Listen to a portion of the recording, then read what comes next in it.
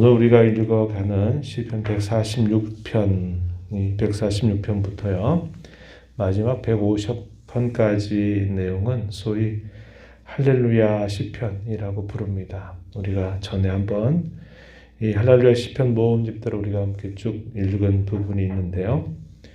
이제 시편 전체의 마지막 부분, 이 마지막 결론 부분에 할렐루야 시편이 모아져 있습니다. 왜 할렐루야 시편이라 부르냐 보면 앞에서 할렐루야로 시작을 하고 할렐루야로 마무리를 하고 있다 해서 이렇게 부릅니다. 여호와 하나님을 찬양하라 라는 의미를 가지고 있고, 시편 전체를 문을 열 때 복 있는 자와 악인들의 길, 이것을 서로 나누어서 쭉 전체를 열고 계속적으로 말씀을 나누고 있었습니다. 그 안에 살면서 성도들의 삶의 모든 애환들, 또 기쁨, 이 모든 것들이 이 시편 안에 다 녹아 있었죠. 그리고 이 시편의 마지막 결론 부분에서 할렐루야라는 내용으로 마무리를 하게 되는 것은 결국 모든 일의 영광이 오직 하나님께만 돌려지기를 바란다라는 것을 우리에게 가르쳐 주고 있습니다. 이 땅의 성도로 살면서 누리는 기쁨이나 또 번영이나 즐거움, 복들, 또 이 땅에 우리가 살면서 여러 공고함과 시련과 어려움, 역경의 때를 지나는 그 모든 일들, 그런 가운데서 베풀어 주신 하나님의 구원의 손길들, 대적자들의 수많은 공격으로부터 하나님이 감당하고 극복할 수 있는 힘을 주시는 일들, 많은 우리의 인생사에서 느끼는 모든 일들이 이 시편 속에 다 표현이 되고 있습니다. 그러한 모든 일들의 결론으로서 오직 하나님 찬양, 하나님께 영광이 되도록 우리의 삶을 이끌어 가시는 하나님을 우리에게 생각하게 해준다 하는 것입니다. 오늘 우리가 읽은 이 시편의 내용 보게 되면 여호와 하나님을 찬양할 것을 우리에게 촉구합니다. 하나님을 찬양하는 것, 경배하는 것, 예배하는 것으로 우리의 삶을 초대하고, 우리에게 가르쳐주는 것은 하나님을 우리가 의지하며 살아야 된다라는 사실을 본문은 우리에게 또 힘써 강조해 줍니다. 그리고 왜 우리가 이 땅을 살면서 더 하나님을 의지하고 살아야 될 것인가에 대한 이유들에 대해서 또 우리에게 잘 소개해 주고 있습니다. 먼저 1절과 2절 말씀에 보면은 하나님 찬양하는 일, 그 일에 우리를 초청하고 있다, 이렇게 소개해 줍니다. 할렐루야, 내 영혼아 여호와를 찬양하라. 나의 생전의 여호와를 찬양하며 나의 평생의 내 하나님을 찬송하리로다. 이 시를 쓴 이 시편의 기자는 자기의 살아생전에 늘 나는 여호와 하나님을 찬양하겠다, 내 생에 다하도록 내 평생 동안 나는 내 하나님을 찬송하겠다라고 다짐하고 그러한 일들에 하나님의 백성들을 초청하고 있다고 하는 겁니다. 하나님을 찬양하는 것이 기쁨 가운데 표현될 수도 있고, 때로는 우리가 겪는 슬픔 가운데서도 표현될 수가 있고, 우리가 순경의 때를 지나갈 때도 표현되기도 하고 역경의 때를 지나갈 때도 표현되기도 한다는 겁니다. 이 우리의 모든 삶의 내용들이 결국 다 하나님께 찬양이 되고 영광이 되는 그 일들을 소망하고 있다 하는 것을 우리가 잘 보여줘요. 그래서 우리 인생사 속에서 우리가 경험하는 어떤 모든 삶의 경험이 있을지라도 우리 또한 구원의 은혜를 받은 자로 하나님을 알고 섬기는 자로서 우리도 하나님을 찬양하는 것을 결코 잊지 말아야 됨을 우리에게 잘 가르쳐 주고 있습니다. 사람에 대해서 우리가 다른 것들을 의지하는 것들, 그것이 우리에게 진정한 도움이 되지 못한다라는 사실을 우리에게 일깨워 주는데요. 3절 가서 보면은 이렇게 표현합니다. 귀인들을 의지하지 말며 힘 있는 자들, 권세자들, 그들을 의지하지 말아라. 도울 힘이 없는 인생도 의지하지 말아라. 이렇게 가르쳐 줍니다. 그 이유에 관해서 4절에 설명해 주기를 그의 호흡이 끊어지게 되면 그들은 다 흙으로 돌아가서 그날에 그들의 모든 생각, 그들의 모든 기대 이것들은 다 사라지게 된다. 소멸하게 되기 때문이다. 라고 분명히 그 이유를 말해줍니다. 우리가 이 땅에 살아가면서 여러 어려움에 처하게 될 때마다 우리는 도움을 항상 청하게 돼요. 그 도움을 청할 때 우리에게 진정한 도움이 될 수 있는 것이 무엇인가를 항상 찾을 때 여러 가지 많은 것들을 갈구하게 됩니다. 힘 있고 권세 있는 자들이 뭔가 도와주면 우리에게 진정한 도움이 될 것처럼 우리가 생각하고 많은 그런 일들을 우리가 원하고 바랄 때가 많습니다. 그러나 우리에게 분명하게 일깨워 주기를 사람은 우리의 진정한 의지의 대상이 되지 못한다. 이 사실을 우리에게 가르쳐 주고 있습니다. 도움이 된다 하더라도 그 도움이 일시적인 그런 것에 지나지 않게 됨을 우리에게 가르쳐 주고 있어요. 반면에 5절 보면 야곱의 하나님, 언약의 하나님, 이걸 야곱의 하나님, 이스라엘의 하나님 이렇게 표현합니다. 자기의 도움으로 삼고 여호와 자기 하나님에게 자기의 소망을 두는 자, 그러한 자들이 복된 자들이다. 복이 있다라고 이렇게 소개를 해주고 있습니다.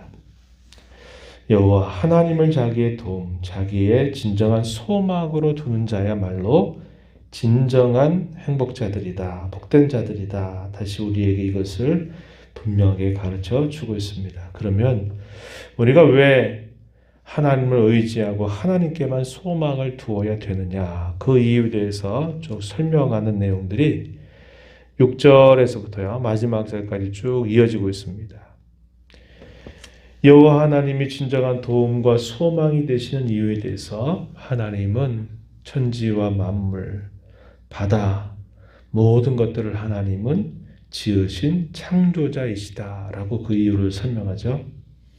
그리고 하나님은 자신의 진실함을 언제나 지켜주시는 분이시다라고 이야기합니다. 6절 하반절 보면 영원히 진실함을 지켜주신다라고 이야기합니다.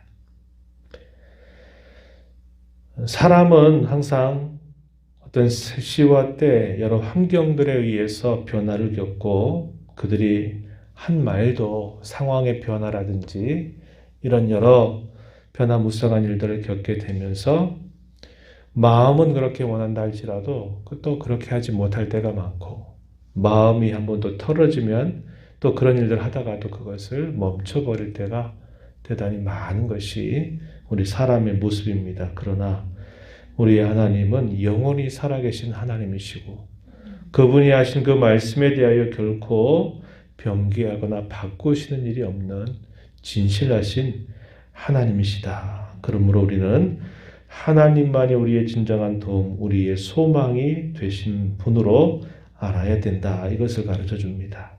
또 하나님은 스스로 방어할 수 없는 연약한 사람들, 그런 사람들을 언제나 돌봐주시는 분이시다라는 사실을 일깨워 주고 있습니다. 7절 말씀에 보면은 억눌린 사람들을 위해서 정의로 심판하신다. 줄인 자들에게는 먹을 것을 주시는 이시다. 갇힌 자들에게는 자유를 주시고 맹인들의 눈을 열어주시고 비굴한 자들을 일으켜 세우시고 의인들을 사랑하시고 나그네와 고아와 과부를 보호하시고 붙들어 주시는 분이시다라고 말합니다. 세상이 정의가 굽은 것처럼 보이고 세상이 잘못된 것처럼 나가는 그런 것들이 일시적으로 보일지 모르나 하나님은 흐르는 시간 속에서 반드시 심판하시는 일을 행하신다는 겁니다. 이게 하나님께서 역사 속에서 늘 행하시는 보편적인 하나님의 일하심입니다. 그때에는 그것이 가려지는 것처럼 보이고 그때에는 그것이 굽은 것처럼 보이고 그때에는 그것이 다 불의한 것으로 모든 게 끝나는 것처럼 보여도 시간이 조금 흘러보십시오. 그럼 결국 역사 속에서 무엇이 진실했고 무엇이 잘못됐고 그런 모든 일들에 대하여 하나님이 시간 속에서 분명히 드러내시게 돼요. 그리고 하나님은 최종적인 이 역사의 모든 일들을 완성하게 될 그때 그 모든 것들을 선악간에 반드시 심판하시는 분이심을 우리에게 가르쳐주고 있습니다. 하나님은 반면에 악인들에 대해서 하나님 반드시 심판을 행하신다라는 사실을 이야기하시죠. 9절 하반절에 보면은 악인들의 길은 굳게 하신다.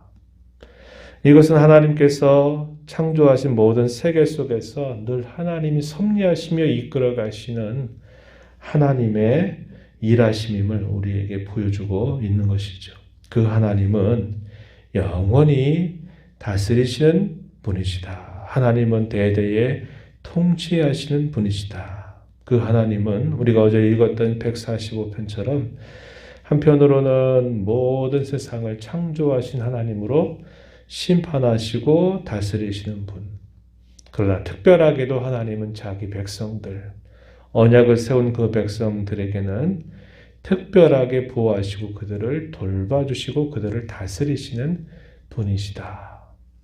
세상의 역사가 어떠하고 세상의 역사가 아무리 흉흉할지라도 하나님은 그의 교회된 그의 자녀들, 그의 백성된 하나님의 사람들을 언제나 하나님은 돌보시고 보호하시는 분이심을 우리에게 가르쳐주고 있다는 겁니다. 그 하나님의 통치가 영원하다라고 가르쳐주고 있어요. 우리가 있는 신약성경 가운데 히브리서 12장 26절로부터 29절에 보면은 사도는 우리에게 그렇게 말합니다. 지금은 세상이 교회를 다 흔드는 것처럼 보이고 그런 일들로 인해서 성도들이 다 이렇게 저렇게 흔들리는 것처럼 보일지 모르나 성도들에게는 영원히 흔들리지 않는 나라, 진동하지 않는 나라를 주셨다라고 이야기합니다. 오히려 하나님의 백성들이 이 세상의 모든 악인들에 대하여 대적들에 대하여 결국 그들을 다 흔들어 버릴 때가 분명히 다가오게 된다라는 사실을 이야기하면서 우리가 영원히 흔들리지 않는 나라의 백성이 된 것으로 인하여 우리가 하나님을 기쁘게 섬겨나가자라고 우리에게 가르쳐 주기도 한다는 겁니다. 이 말씀을 꼭 기억하시기 바랍니다. 우리는 흔들리지 않는 나라를 받은 사람들이고 우리는 흔들리지 않는 나라에 속한 자들이라는 겁니다. 우리가 살아가는 일시적인 삶 속에서 많은 굴곡들을 경험하면서 우리가 많이 흔들리는 것처럼 보이고 이 세상은 견고한 터를 자랑하는 것처럼 당당할지 모르나 그러나 기다려 보십시오. 하나님은 시간 속에서 약속하신 그분의 약속을 반드시 이루어 주실 것입니다. 이러한 말씀들을 마음에 새기면서 하나님을 의지하는 법을 날마다 잘 배워가는 저와 여러분의 삶이 되기를 바랍니다.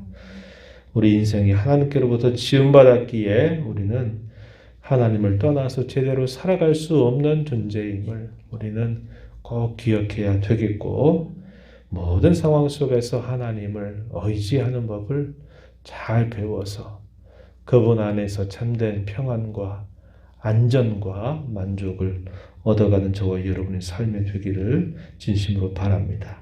우리가 섬기는 하나님은 이 세상을 지으신 창조자이십니다. 섭리하시는 분이시고 또 하나님이 모든 선악간에 심판하시는 분이시고 우리를 도와주시는 분이시고 영원히 우리를 다스리시는 우리의 통치자가 되신다는 사실을 알고 늘 하나님을 섬기고 또 하나님을 의지하는 자로 살아가는 저와 여러분이 되기를 바라고 우리의 생에 어떠한 일들을 만난다 할지라도 우리는 하나님 찬양을 잊지 않는 자로 살아가기를 다짐하면서 또 이 어려움의 때에도 우리는 하나님을 예배하는 자, 하나님을 찬양하는 자로 힘써 살아가게 되기를 진심으로 바랍니다. 하나님 아버지 이 새벽 시간에도 저희들을 깨워주셔서 저희의 걸음을 이곳으로 향하게 하시고 우리에게 생명 주신 하나님, 우리에게 진정한 도움이 되시고 우리에게 진정한 소망 되신 하나님 앞에 또다시 나와서 하나님을 찬양하게 하시고 말씀에 귀를 기울이게 하시고 기도하며 이 어려움의 때를 주와 더불어 이겨나가도록 늘 도와주심을 감사드립니다.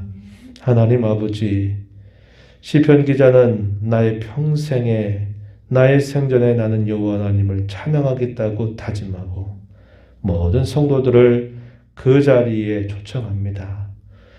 우리가 이 땅에서 귀인들을 의지하거나 도울림이 없는 인생들을 의지하지 말고 오직 영원히 살아계신 하나님, 창조하시고 섭리하시고 모든 것들을 선악간에 드러내시며 특별히 공고하고 또 연약한 자들을 돌봐주신 하나님의 손길을 의지하고 하나님을 언제나 찾는 자들에게 하나님 언제나 진정한 도움과 진정한 소망이 되심을 우리에게 일깨워 줍니다. 오늘도 이 말씀을 저희 마음에 잘 새겨서 저희의 삶이 어떠하든지 늘 하나님을 가까이 모시고 의지하며 살아가는 저희 삶이 되도록 인도하여 주셔서 늘 하나님 안에서 참된 안정과 평안과 만족과 기쁨, 힘을 얻어 살아가는 저희들의 삶이 되도록 인도하여 주옵소서. 은혜의 보좌 앞에 나왔습니다. 때를 따라 돕는 은혜를 구하는 모든 심령들의 간구를 들어주시고 기도 가운데 주와 교제케 하시고 이 하루도 주님과 동행하는 귀한 하루의 삶을 살도록 인도하여 주옵소서. 예수님 이름으로 기도하옵나이다. 아멘.